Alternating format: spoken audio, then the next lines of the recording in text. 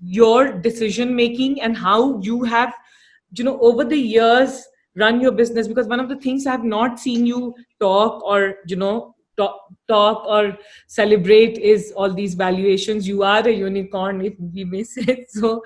And you have built a very large, not only Indian but global business. You are, and Book My Show is a brand. More importantly, it's like, it's a brand that you like, that stays, people know. I want to, but the thing that stands out and which is not part of our conversation, and maybe you've also not encouraged that conversation, is, you built, I feel, from whatever I have observed, that you build the business in the very, very right way, a little old fashioned way, right way, not, flashed your numbers or stuff like that. Tell us this whole process where you build it, because today for me you are a person, 1999 to now 2020, standing, being there, doing good for the society also. How have you built a unicorn, which is like the lexicon today, and also in the right way? What do you think, what goes in your mind when you take decisions, when you think of numbers, when you think of money? And please share, because we all will learn. Yeah. So look, money is a byproduct of your success. And if you start focusing, and look, I'm a student of Vedanta, and Adi Kalyani Bala is my Vedanta mentor. We run classes in office, and it comes from those one-on-one principles of living. I mean, I'm saying, look, I'm no saint, but the point is that, and far from it, the point is that it's very important to realize that what are the metrics, and remind yourself every day, what is a valuation number or a metric going to get you at the end of the day? It's a vanity metric. I mean, honestly, what is it going to get you? The point I'm trying to make is, whatever your valuation is a byproduct of the things that you put in. The valuation in a lot of cases is artificial, because the next investor needs to invest the money. The first guy that puts in, it's his business to push the guy, push entrepreneurs. And that's why I said at the head of the conversation that you need your right investors and people who you can trust and build a bond with over a period of time. Money is freely available today. There's a lot of angel investment. There's Series A, Series B. In our time, these were, not even words that we had heard of. And today you have growth capital, and capital, when they need to put money, they call it some other color and some other name, but it's still money at the end of the day.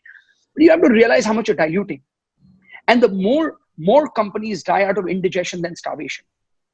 Book My Show did a very big commercial transaction worth hundreds of crores. And I'm telling you, hundreds of crores. And it was announced a while back without giving a 0% of equity.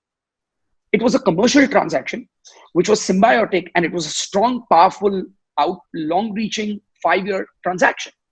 Why are more and more companies not thinking about doing dhanda like dhanda should be done? Think about what your value systems are. Think about what value you bring and what is the value that you can give somebody else and do a transaction. Why is every conversation about diluting your equity? I mean, I don't understand that, right? And because it's the easiest part. Equity is the most expensive way of fundraising. If you think your business is strong, you think your fundamentals are strong, why don't you take debt and service the debt up to a point, right? Don't be very debt ridden. If you think that you can do 30, 40, 50% returns and debt is coming to you at 8.75, have the guts to go and do it. Yeah. But nahi hai na guts aapke paas, because aapka revenue to khokla hai andar, aapka metrics khokle. So then you are scared even to borrow money at 8.75. So I'm saying, if you're really confident, then you should be able to do that. So the point is, focus on the metrics constantly and not bother about the valuation, because it will come. It's a scorecard. If you are bothered about getting 90% in math, but not going to get the right books, study with the right tutor, do the right things, and then not focus on the quality of that input, then by going to God and praying one day before your exam, you're not going to get 90. Were you always thinking like that? No, I won't have to ask you. Were you, when you started in 1999, or let's say 2007, were you always like this? Were you always clear in this, or did it come with time? No, it came with time. Look, it certainly came with time, but we were early to catch on and latch on to things which we discovered and we felt were right and never got swayed. Not getting swayed is more important, and surrounding yourselves with the right people. Today, the leadership team at Book My Show, if you come into our organization, some people may call it old world, but I call it sensible. Some of the best companies globally, you come, we have disruptive 25, 27-year-old engineers, young business development people, full of passion, and raw energy. But you've got people in our company who are 62, who are people who are 55. I'm 46 myself. So we have this gray haired experience layer in the company versus this collision that happens with these young people, but everybody is respected and at par. First name basis, open culture and open door policy. Everybody's collaborating. There is no sir and that sort of disruption. Because if you just surround yourselves with young people and you don't have this experience today of knowing when things like that hit you, what is that experience that you can dig deep into, which you can advise and mentor the young?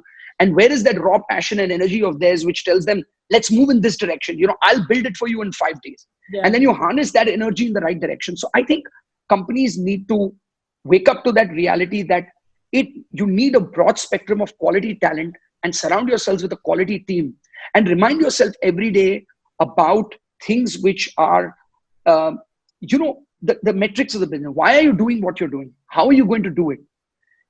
You have to be aggressive. We've done probably the maximum number of M&As or acquisitions in the last 6 months. We've done over 5 or 6 unannounced. We've not even told anybody. Done, pipeline over with. You don't want to tom-tom about it, call the press, have some vanity metric. It's the stupidest thing to do is to tell your competitors about what your next strategy is by going to the press. Why would you even do that? Right? And you've got to do some things which are only very private to you and your organization. And over a period of time, the thesis will tell whether your decisions were right or wrong.